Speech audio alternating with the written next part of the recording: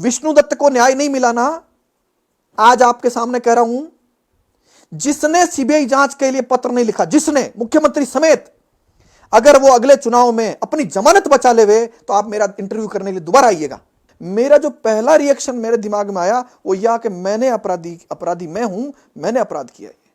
गृह मंत्रालय कोई भी नेता अपने पास इसलिए रखता है कि पुलिस को टूल की तरह इस्तेमाल करते हुए किसी के भी पेच कसा जा सके, क्योंकि मुख्यमंत्री कार्यालय में जिस तरह पिछली सरकार में तन्मय कुमार काम करते थे, यहां पर भी कई तन्मय कुमार आ गए हैं। ये कौन डीजीपी है जिनके बारे में कहा जाता है कि इनसे ऑनेस्ट कोई अफसर नहीं होगा। मैंने भी कई बार फेसबुक पे लिखा है जनता की लॉटरी लग गई, लेकिन संभवतः उनके भी हाथ बांध दिए होंगे। रंजिश निकाली जाती है खादी द्वारा, खाकी का इस्तेमाल करते हुए। ये है टॉक्स न्यूज नेटवर्क और आप देख रहे हैं पॉलिटॉक्स, राजनीति का कच्चा चिट्ठा। नमस्कार दोस्तों, जैसा कि हम सब जानते हैं कि राजगढ़ थाना अधिकारी विष्णुदत्त बिश्नोई जी की संदिग्ध मौत से पहले उन्होंने अपने करीबी मित्र एडवोकेट गोवर्धन सिंह के साथ में व्हाट्सएप चैट की थी, जिससे ये खुलासा हो पाया कि वो किसी गंदी राजनीति का शिकार थे।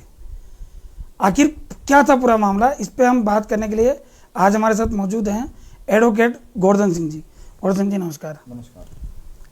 गोवर्धन सिंह जी, हम ये जानना चाहते हैं कि सबसे पहले जब आपको विष्णुदत्त जी की मौत का समाचार मिला तो आपका पहला रिएक्शन क्या था, अपने आप से या किसी से भी? सुनने के बाद क्या लगा आपको, क्या महसूस हुआ? पहला रिएक्शन मेरा यह था कि मैंने कोई अपराध कर दिया,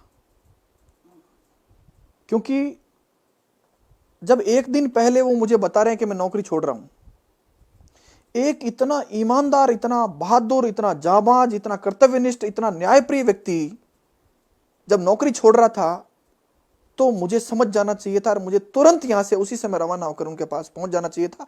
आज वो कोहिनूर हीरा हमारे पास होता। मेरा जो पहला रिएक्शन मेरे दिमाग में आया वो यह कि मैंने अपराधी मैं हूं, मैंने अपराध किया है। आज इनकी मौत को 3 से 4 दिन हो गए हैं। आपको क्या लगता है कि ये रियली में सुसाइड है या इसके पीछे कुछ और कहानी हो सकती है? देखिए, षड्यंत्र बहुत बड़ा है। बहुत बड़ा इसलिए है कि इतनी सारी चीजें राजगढ़ में और मेरे चैट पर और अदर सारी चीजें आ गई एविडेंस, जिनसे यह लगता है कि ऐसा बहादुर व्यक्ति सुसाइड नहीं कर सकता। पुलिस थाने में जहां उनका क्वार्टर है वह थोड़ा किनारे पड़ता है। राजगढ़ राजस्थान का सबसे वर्स्ट थाना माना जाता है, जहां पर मर्डर होना सामान्य बात है। विष्णुदत्त जी को धमकियां मिल रही थी, दबाव था उन पर, यह सारी बातें उन्होंने रोजनामचे में लिखी है। उनका मोबाइल जो है उसमें क्या क्या किसकी धमकियां आई है, वह मोबाइल अभी पुलिस के पास है। आरोप वहां की लोकल विधायक पर भी लग रहे हैं, उन्होंने भी गंदी राजनीति के भंवर में फंसाने की बात कही है। तो आज की अवस्था में अथवा राजस्थान सरकार के अधीन चलने वाली अनुसंधान में या जांच में आप और हम इस नतीजे तक पहुंच ही नहीं सकते कि यह आत्महत्या या हत्या है, क्योंकि जिस तरह के वहां हालात थे, मैं वहां पर क्वार्टर में जाकर आया और उनकी डेड बॉडी जिस तरह से लटकी हुई थी 10 घंटे से, उनकी डेड बॉडी जहां लटकी हुई थी उसके जस्ट पास में कुर्सी पड़ी है, हिली भी नहीं कुर्सी,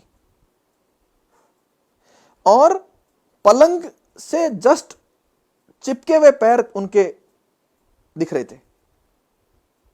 तो यह नहीं कहा जा सकता कि यह आत्महत्या ही है। उन पर दबाव था, प्रेशर था, धमकियां थी, सब एविडेंस है। लेकिन यह सारा मामला इसलिए जांच यहां नहीं हो सकता राजस्थान में, क्योंकि ऐसा कहा जा रहा है और इस बात के साक्ष्य भी हैं, कुछ चीजें आ रही भी सामने। मुख्यमंत्री कार्यालय में पदस्थापित एक आईएएस, अखबार में भी छपा है, वो बार बार एसपी चूरू और बीकानेर आईजी पर प्रेशर बना रहे थे कि वहां की विधायक जो शिकायत कर रही है उसके अनुसार कार्रवाई करिए। और इस बात के एविडेंस भी वहां राजगढ़ में सामने आए कि वहां के कर्तव्यनिष्ठ पुलिस अफसरों को विधायक के कहने पर चूरू की एसपी, बीकानेर के आईजी, ये बार बार विधायक के अनुसार काम कर रहे थे, इसके रिकॉर्ड भी हैं, कागजात भी है। राजगढ़ जैसी जगह पर, यानी सादुलपुर विधायक जो जीतते हैं, जहां पर गुंडों की, अपराधियों की फौज है, मर्डर होना सामान्य बात है, क्या आपको नहीं लगता कि पॉलिटिशियन का उन अपराधियों से गठजोड़ नहीं होगा? किसी न किसी एक प्रत्याशी से जरूर जुड़े हुए होते हैं वहां के अपराधी, कहीं के भी अपराधी। खाकी और खादी का जो ये गठजोड़ सामने आया इस पूरे मामले में, इस गठजोड़ में अपराधी भी शामिल है, ऐसा मेरा मानना है। तो गोवर्धन जी ये बात है, वहाँ की जो विधायिका हैं वह हैं कृष्णा पूनिया जी, जो कि हमारे खेल जगत में उन्होंने एक नाम रोशन किया है देश के लिए। आपको क्या लगता है ऐसा क्या चीज हो सकती है कि इतना दबाव, इतना भय कि विष्णुदत्त जी ने तो आत्महत्या करी, दूसरे दिन सारा थाना स्थानांतरण चाह रहा है उनके खौफ से। ऐसा क्या खौफ हो सकता है खिलाड़ी का जो अभी वर्तमान में विधायक है?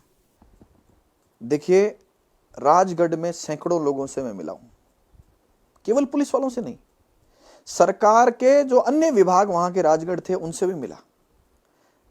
सबकी एक राय थी कि वहां एमएलए एक नहीं है, 10 से ज्यादा एमएलए हैं वहां पर। उनके पति भी एमएलए है, उनके देवर भी एमएलए हैं, उनके कार्यकर्ता भी एमएलए हैं, और वो सारे लोग सभी सरकारी कर्मचारियों को जिस स्टाइल में धमकाते हैं, मेरे पास कुछ के ऑडियो पड़े हैं, टेक्स्ट पड़े हैं, व्हाट्सएप पड़े हैं, जिन्होंने लोगों ने वहां मुझे दिए, उससे लगता है कि राजगढ़ की जो विधायक हैं। इसके अलावा एक चैट विष्णु जी का भी पड़ा है, जो विष्णु जी को बदनाम करने के लिए विधायिका के बारे में जो बातें लिखी गई है विष्णु जी द्वारा, वह भी प्रमाणित करती है कि निश्चित रूप से खादी का, खाकी के बड़े अफसरों के साथ कुछ न कुछ गठबंधन जरूर था, जिस कारण से यह परिणति मिली। अन्यथा देवता कहलाने वाला व्यक्ति, इतना जांबाज अफसर, सिंघम के नाम से प्रचारित, उसके साथ ऐसी घटना घट जाए, यह संभव हो नहीं सकता। हाँ, वहाँ पे हमने देखा कि विष्णु जी इंसान नहीं भगवान थे, इस तरह के नारे भी लगे। तो ये उनकी लोकप्रियता को वो शो हो ही रहा है, और जहाँ भी वो रहे उनके ट्रांसफर के बाद में वहाँ पे कर्फ्यू की स्थिति रही, ऐसा लोग बाग बताते हैं। वो आदमी, पता नहीं, मैं आपके माध्यम से जो बात बता रहा हूं, आप वेरीफाई करिए जहां जहां उनका पदस्थापन रहा, लोग रोए उनके ट्रांसफर पर। ऐसे कई वीडियो मौजूद हैं आपके पास। इतना पॉपुलर आदमी, इतना ईमानदार आदमी, इतना न्यायप्रिय आदमी, जिसको जनता कभी भी जाकर उठा करके अपनी बात कह सकती थी। और उदाहरण आपको, कितना पॉपुलर रहा होगा। उनके कार्यकाल में उनके थाने में कोर्ट के माध्यम से एफआईआर दर्ज होने की परंपरा बंद ही हो जाती थी लगभग। यानी किसी परिवादी पीड़ित को मुकदमा दर्ज कराने के लिए कोर्ट नहीं जाना पड़ता था। मैं साक्ष्य है मेरे पास इस बात के, रिकॉर्ड्स हैं इस बात के। ऐसा पुलिस वाला इस राजस्थान में, मैं दावे से कहता हूं, एक भी नहीं है।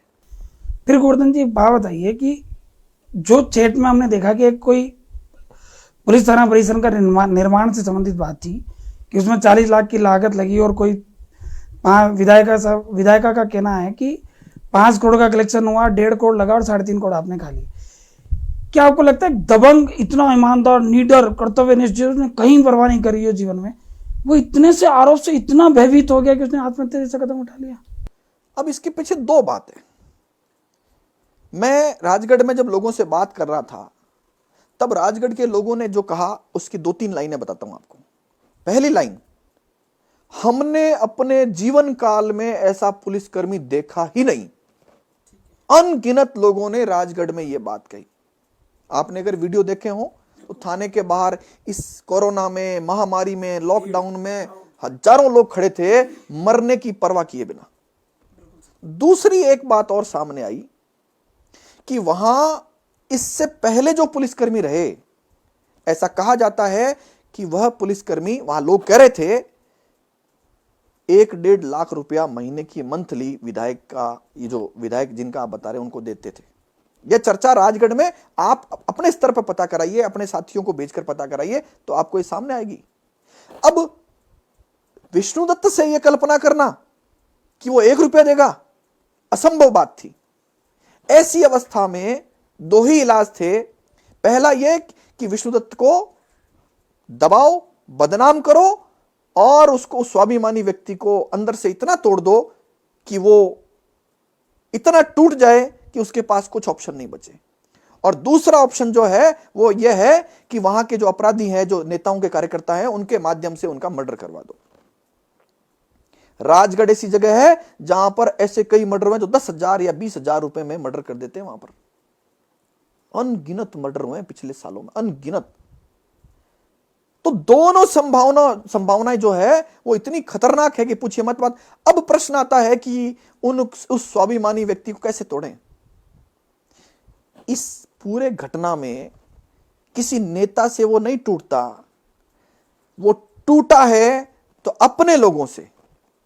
ऐसे कुछ एविडेंस मेरे पास है जिसमें उसने अपने उच्चाधिकारियों को, यानी चूरू एसपी को और आईजी बीकानेर को कहा कि साहब ये जो विधायिका कराना चाह रही है मैं नहीं करूंगा, ये गलत काम है। तो उसको कहा गया कि आप ऐसा कोई काम मत करिए जिससे विधायक इशू बना सके, पहली लाइन।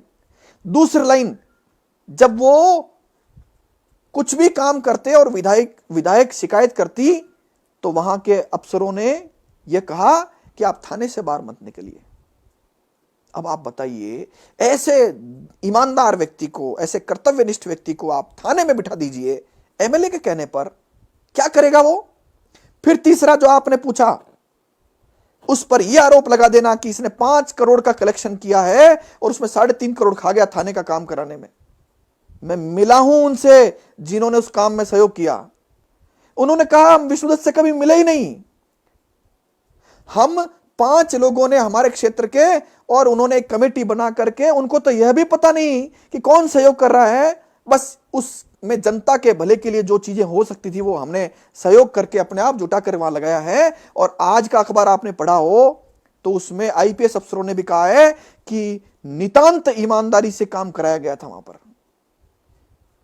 तो सवाल यह आता है, ऐसे व्यक्ति के खिलाफ आरोप लगाना जो घोर ईमानदार हो। उन्होंने लिखा है विष्णुदत्त जी ने कि मैंने पूरे जीवन में 1 रुपये रिश्वत नहीं ली, और मेरे खिलाफ जिस तरह का घिनौना आरोप लगाया गया है वह आरोप उनको अंदर से कमजोर लगातार कर रहा था। एक दिन नहीं, हफ्ता नहीं, महीने नहीं, 2 महीने से उनको तोड़ा जा रहा था लगातार।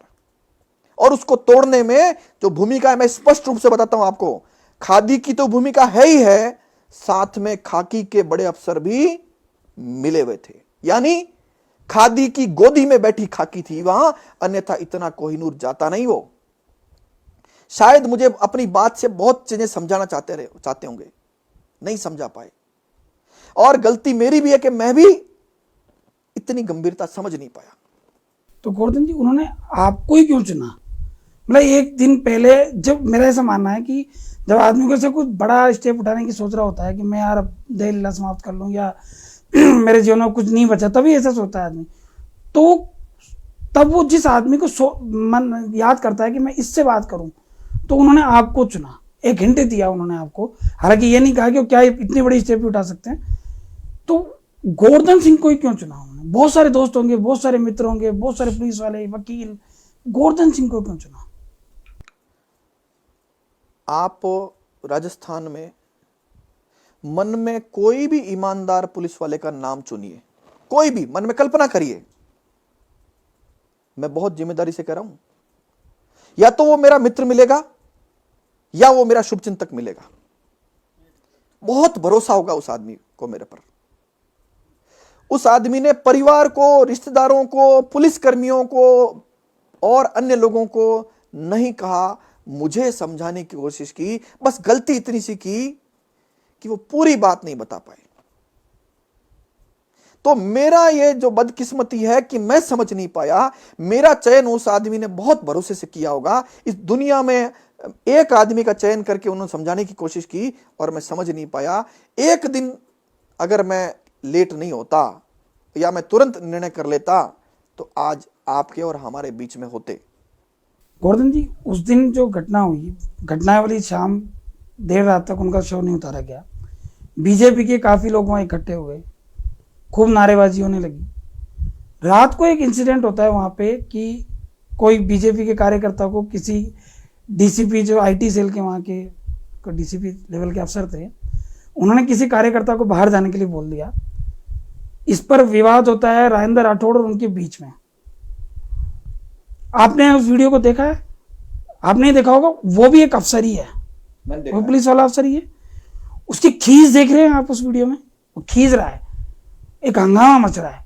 और उसको फिर उसके बाद में क्या, जो भी राजनेता थे, वाट एवर, मैं किसी का नाम नहीं लेना चाहता, उन्होंने जिस तरीके से वो वहां पे पुलिस वालों को ये समझाएगा हमें, ये बोलेगा हमें, इस तरह के वर्ड, बाद में से सुनने में आया कि उनको वापस चुरू भेज दिया गया, चुरू लगा दिया गया, उस जगह से हटा दिया गया।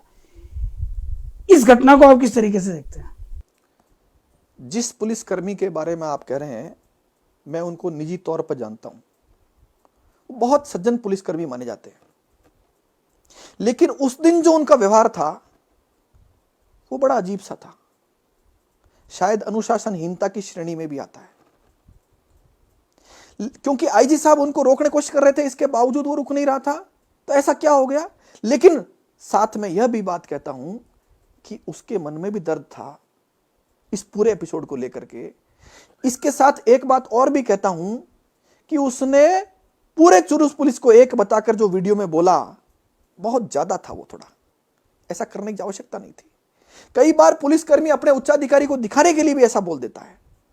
उस पूरे वीडियो को आप देखिए तो वो जिस तरह का व्यवहार उस वीडियो में कर रहा है, वह पुलिस के किसी अनुशासन में रहने वाले अधिकारी के लिए शोभा नहीं देता है।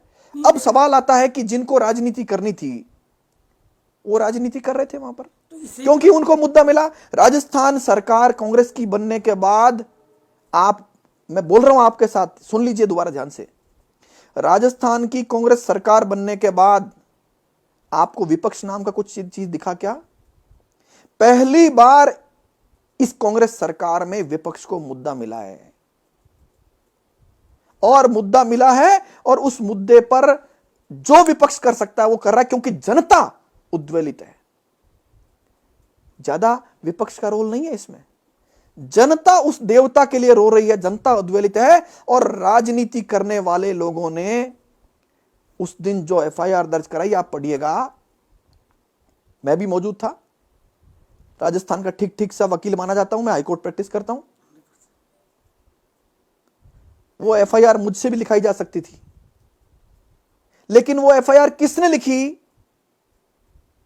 पुलिसकर्मी ने। कौन पुलिसकर्मी? जो आईपीएस अफसर के अधीन काम कर रहा था।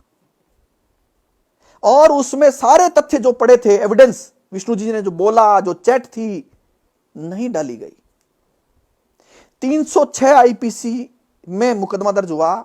306 आईपीसी में जब तक किसी को नाम नहीं इंगित करो, आप नामजद नहीं करो, चाहे उनको संदिग्ध बताइए, तब तक उनको सजा कराने में मुश्किल होती है। मैं मौजूद था ना। अचानक रातों रात ऐसी क्या आवश्यकता पड़ गई कि चुपके से एफआईआर पर सिग्नेचर करा करके और उसको चुपके से दर्ज किया गया। और हमारे जो साथी थे, यानी उस परिवार की ओर से आंदोलन करने वाले जो लोग थे, इसके अलावा जनता थी, तो हमारे साथी, वकील साथी, विपक्ष के लोग जो वहां पर आंदोलनकर्मी के रूप में काम कर रहे थे, प्लस जनता, उनमें से किसी को नहीं पूछा गया, बताया नहीं गया। क्या लेकर आए? न्यायिक जांच। और कैसा मूर्ख बनाया उनको, बता देता हूं आपको। उन्होंने कहा कि मर्ग संख्या 23/2020 की न्यायिक जांच कराएंगे। मर्ग क्या होती है? संदिग्ध मौत की केवल जांच। और जब मर्ग पर एफआईआर दर्ज हो गई तो मर्ग तो स्वतः ही खत्म हो गई, अब वो अनुसंधान का हिस्सा हो गई, अब उसमें अनुसंधान चलेगा। कौन सी न्यायिक जांच?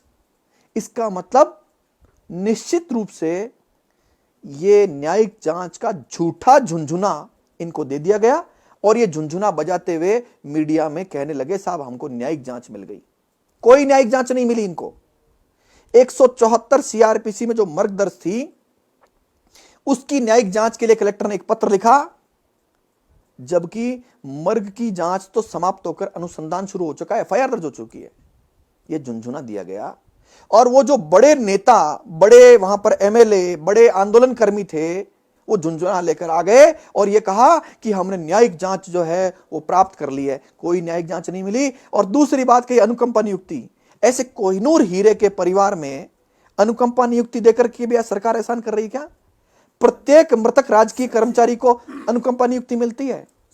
यानी जनता को मूर्ख बनाया गया। वो बेसुध हालात में जो परिवार था उनको भी मूर्ख बनाया गया। प्रेशर में ले लिया कि इन्होंने खाकी के बड़े अफसरों ने, वही गठबंधन, खादी और खाकी का, सत्ता और खाकी के बड़े अफसरों का गठबंधन।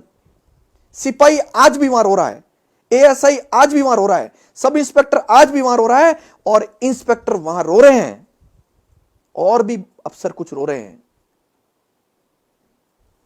छुप छुप कर रो रहे हैं। सवाल आता है कि ये जो पूरा खेल हुआ, पूरा आंदोलन हुआ, विपक्ष ने जो किया, इसका परिणाम शून्य निकला। अब जब हमने इस बात को और परिवारजनों ने, जनता ने, नागरिकों ने इस बात को बढ़ाया, तब वही आंदोलनकर्मी वापस अब सीबीआई जांच की मांग कर रहे हैं। आपको सुनकर आश्चर्य होगा कि राजस्थान के हारे हुए जीते हुए जितने एमएलए एमपी है, सैकड़ों लोग आज की डेट तक पत्र लिख चुके हैं सीएम को कि सीबीआई जांच कराइए। सीएम साहब यानी श्री अशोक गहलोत अड़े हुए हैं कि सीबीआई जांच नहीं होने देंगे। आप पूछिए, मैं कह रहा हूं आप अपने कैमरामैन को ले जाकर पूछिए कि आप सीबीआई जांच क्यों नहीं चाहते? क्या भय है आपको? किसको बचाना चाहते हैं सीबीआई जांच से? मैं तो कह रहा हूं सीबीआई जांच से हो सकता है कुछ नहीं निकले, आपके सारे एमएलए, नेता, अफसर सब फ्री हो जाएं। सीबीआई जांच तो करा दीजिए। इतनी जनता उद्वेलित है। आप ट्विटर देखिए, मैं थोड़ी देर पहले देख रहा था, देश में नंबर 1 चल रहा है विष्णु दत्त का मामला। ट्विटर पर सबसे ऊपर ट्रेंड कर रहा है। आप फेसबुक पर एक पोल चल रहा है, लाखों लोगों ने कहा है कि इस मामले में सीबीआई जांच की मांग चाहते हैं। आपने भी एक पोल चलाया हुआ है, इसमें अब 99% लोगों ने, अब उसमें जो लाखों लोग सीबीआई मांग चाहते हैं, देखिए ये नेता हैं, ये बहुत मोटी चमड़ी के लोग होते हैं और इस मोटी चमड़ी का एक ही इलाज है, इनका वोट का डर होना चाहिए। और जनता ने कहा कि इस बार जो सीबीआई की जांच नहीं देगा, जो पत्र नहीं देगा सीएम को, अगली बार जमानत बचा के दिखाए। अब भय हुआ है इनमें।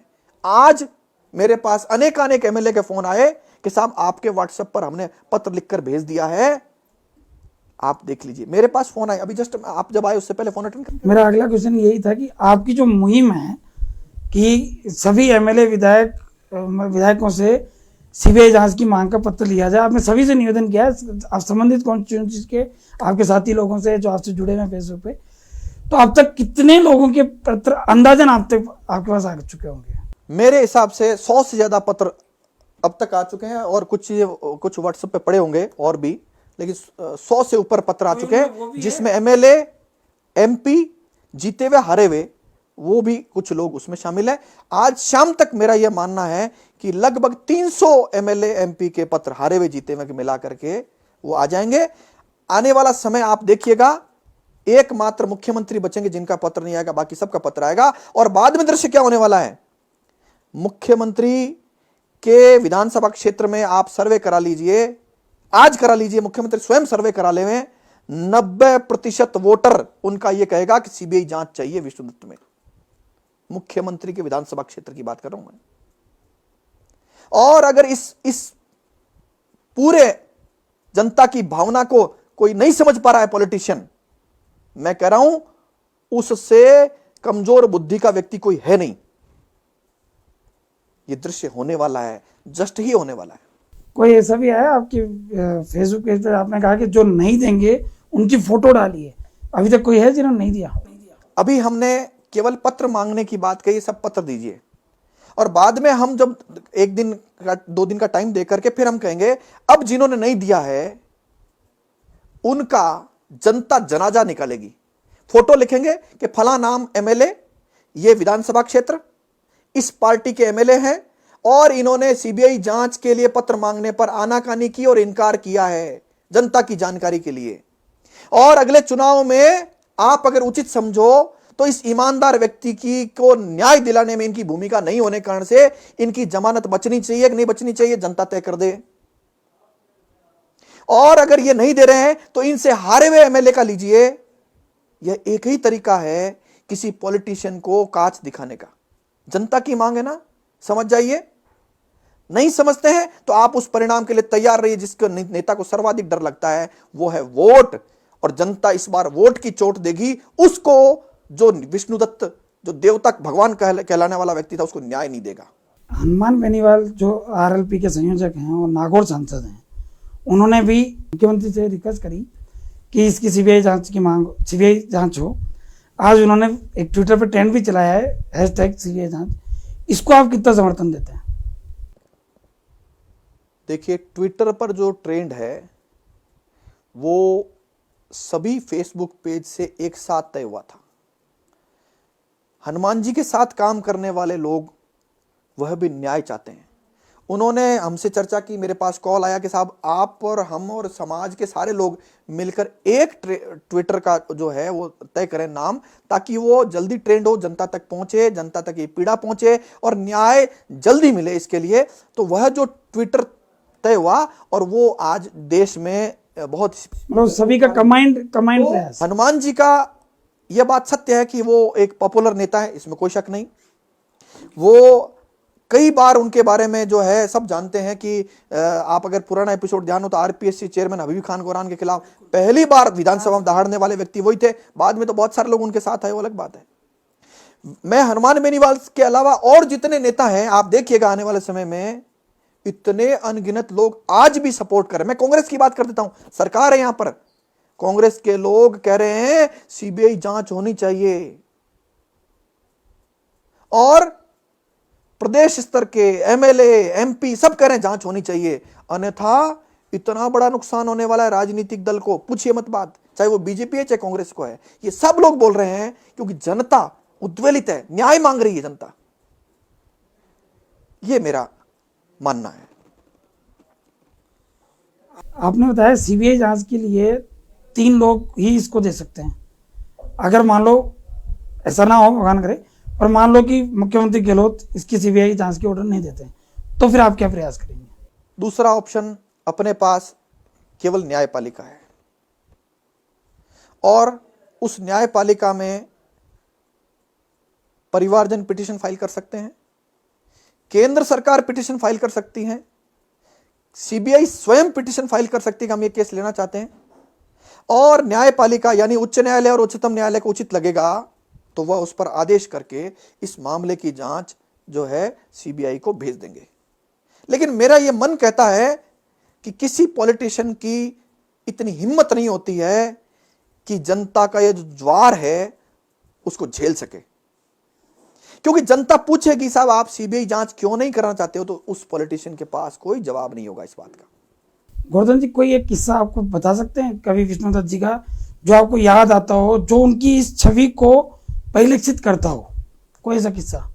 अनगिनत ऐसे किस्से हैं, लेकिन आप जहां जहां उनका पदस्थापन रहा ऐसे अनगिनत चीजें आप उनसे एक किस्सा मुझे तुरंत अब याद आया, आपने कहा तो मुझे, बीकानेर जिले के डूंगरगढ़ पुलिस थाना जो बहुत संवेदनशील रहा, जहां पर आईजी एसपी संभाल नहीं पाए, वहां पर वो एसएचओ थे और वहां पर दंगे वंगे सब बंद होकर के जनता उनको भगवान मानने लगी।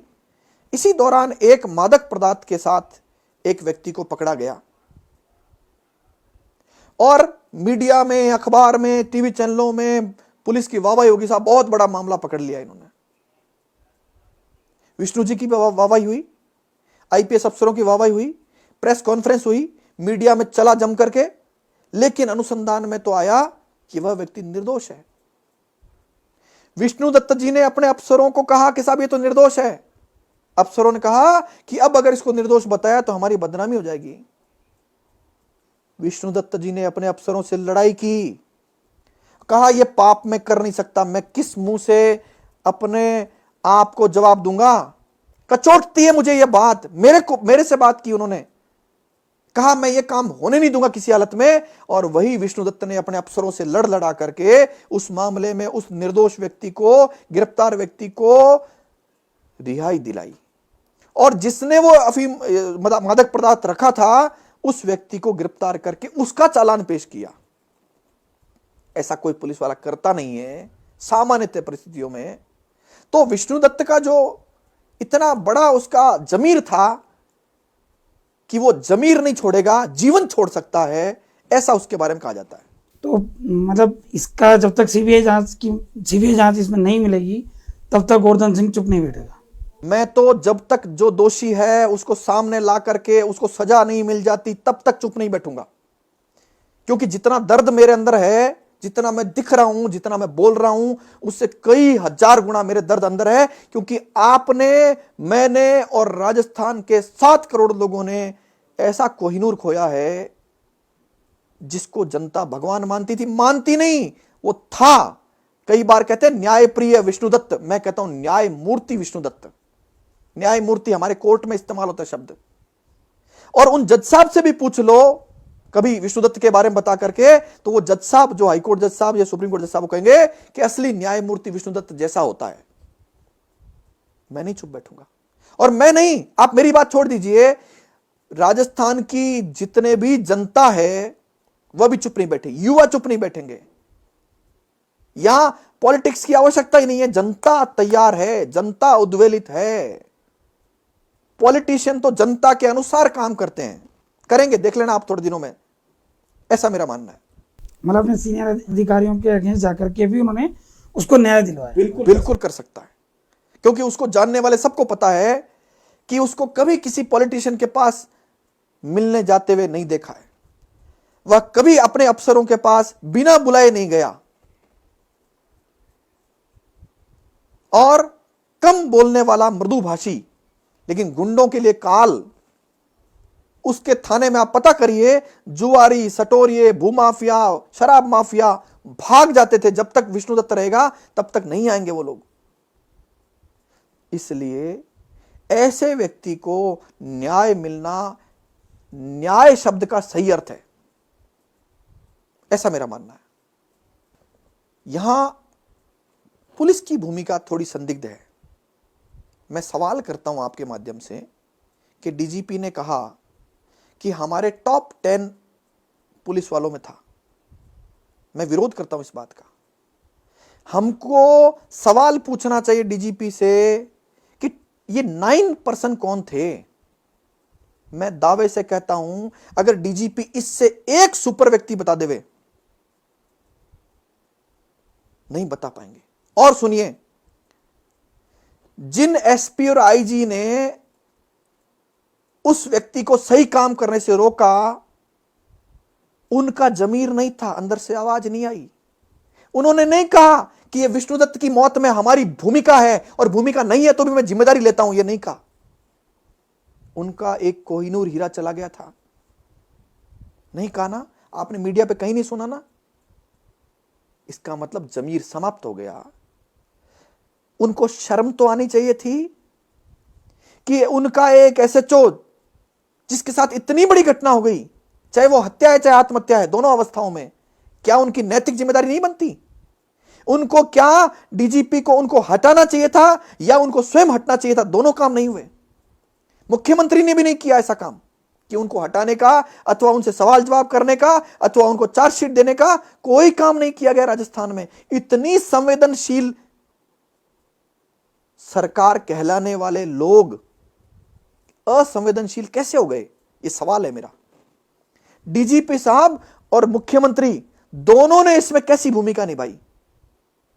उनका विष्णुदत्त जी का मोबाइल जो पुलिस के पास है, परिवार को और जनता को संदेह है राजस्थान सरकार पर और पुलिस पर। क्या आपको लगता नहीं उनका मोबाइल उनके परिवारजनों के सामने खोलना चाहिए था? नहीं खोला गया, चुपके से खोल लिया गया। उसमें बहुत सारी रिकॉर्डिंग्स हो सकती है, चैट हो सकती है, एसएमएस हो सकते हैं, हो सकता है वो डिलीट हो जाए। सीबीआई जांच जब तक करेगी तब तक उसमें डाटा ही नहीं बचेगा। जो जनता संदेह कर रही है, क्या उनके संदेहों का निवारण नहीं करना चाहिए? नहीं किया गया।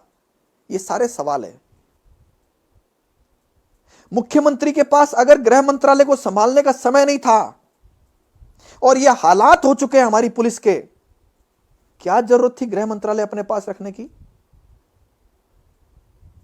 गृह मंत्रालय कोई भी नेता अपने पास इसलिए रखता है कि पुलिस को टूल की तरह इस्तेमाल करते हुए किसी के भी पेच कसा जा सके। क्या राजस्थान में कोई भी एमएलए ऐसा योग्य नहीं था जिसको गृह मंत्री बनाया जा सके? कोई मंत्री योग्य नहीं था। 1 लाख काम होते हुए भी मुख्यमंत्री ने उस गृह मंत्रालय को नहीं छोड़ा।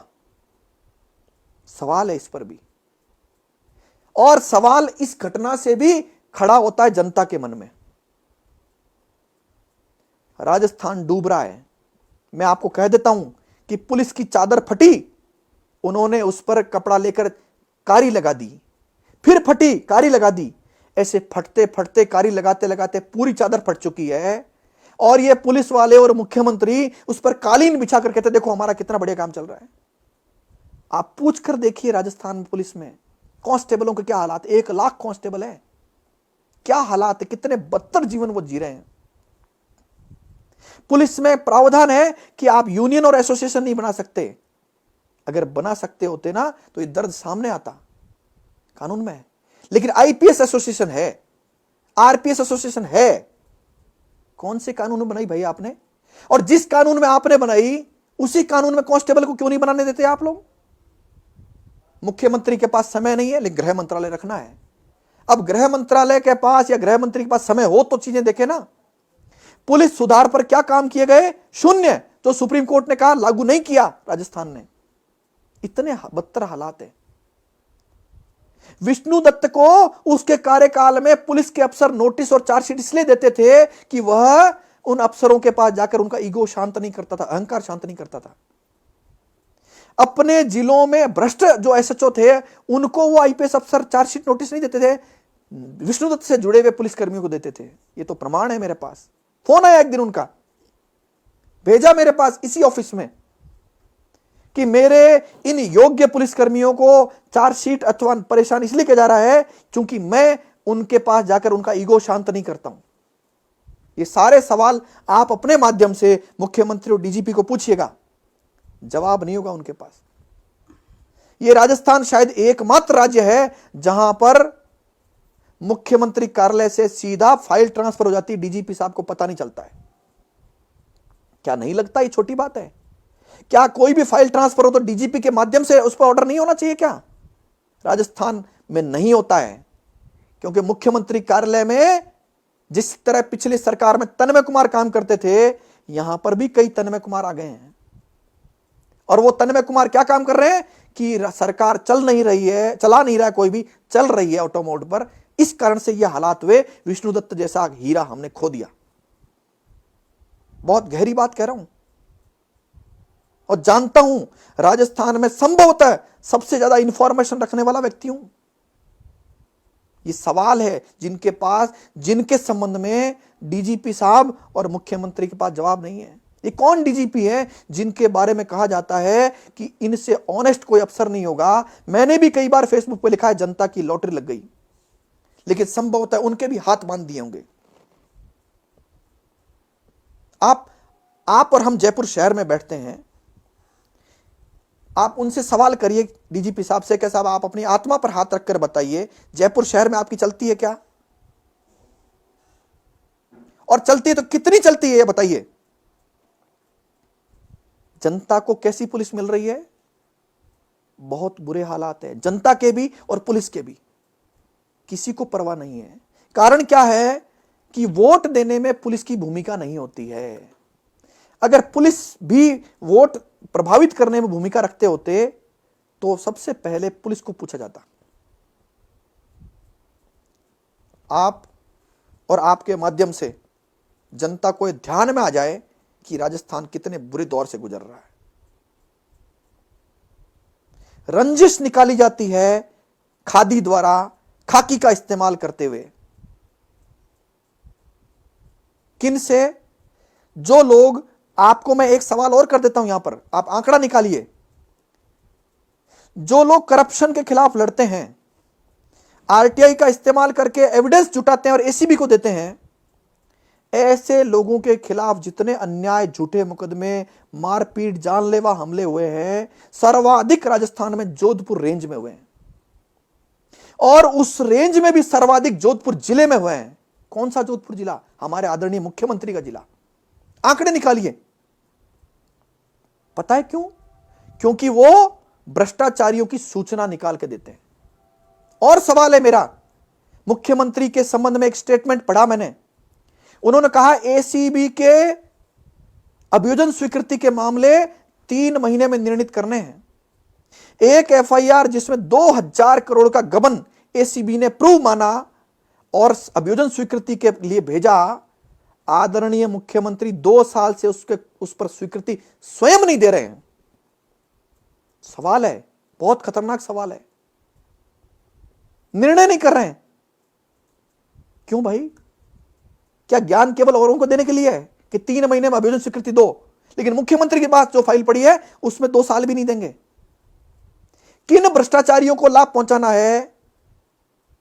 सीधा आरोप है। सीबीआई जांच विष्णुदत्त में नहीं करानी है। किन अपराधियों को लाभ पहुंचाना है? सीधा आरोप है। पुलिस को पंगु बनाकर क्यों रखा है? आप गृह मंत्री क्यों नहीं बनाते किसी को? सीधा आरोप है। सरकार को तन्मय कुमार जैसे अफसरों के भरोसे क्यों छोड़ रखा है? सीधा आरोप है।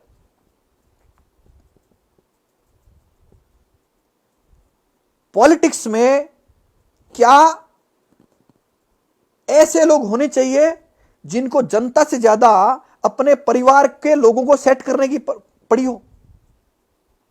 सीधा आरोप है मेरा। देखिए, राजस्थान के मुख्यमंत्री रंजिश निकालने में सबसे सुपर माने जाते हैं। हो सकता है आपको दिए हुए इस इंटरव्यू के बाद या आजकल में ही इसी पुलिस का इस्तेमाल करते हुए मेरे को भी झूठे मुकदमे में डालकर बंद कर देवें। सरल नहीं होगा। हाईकोर्ट के वकील को झूठे मुकदमे डालना सरल नहीं होगा, मुश्किल होगा, लेकिन हो सकता है, क्योंकि हमारे राजस्थान के मुख्यमंत्री की यह इमेज रही है। ये सीबीआई जांच कराने के मास्टर कहलाते हैं। अपनी ही पार्टी के पॉलिटिशियन को अंदर डलवाने के मास्टर कहलाते हैं। दुश्मनी निकालने के मास्टर कहलाते हैं। दुश्मनी पाल के रखते हैं, भूलते नहीं हैं। ऐसे मुख्यमंत्री से हम क्या अपेक्षा रखें और हम क्या जनता क्या अपेक्षा रखें इनसे? सीधा आरोप है जिनके इनके पास कोई जवाब नहीं है। और अगर आपके पास जवाब हो या आपको ये देते हो तो लाइएगा और आप जनता को दिखाइएगा। विष्णुदत्त को न्याय नहीं मिला ना, आज आपके सामने कह रहा हूं, जिसने सीबीआई जांच के लिए पत्र नहीं लिखा, जिसने, मुख्यमंत्री समेत, अगर वो अगले चुनाव में अपनी जमानत बचा लेवे तो आप मेरा इंटरव्यू करने के लिए दोबारा आइएगा। तो ये थे हमारे साथ हाई कोर्ट के बड़े जुझारू और निर्भीक वकील गोवर्धन सिंह जी। आपने हमें समय दिया, इसके लिए आपका बहुत बहुत धन्यवाद। धन्यवाद। ये है टॉक्स न्यूज नेटवर्क और आप देख रहे हैं पॉलिटॉक्स, राजनीति का कच्चा चिट्ठा।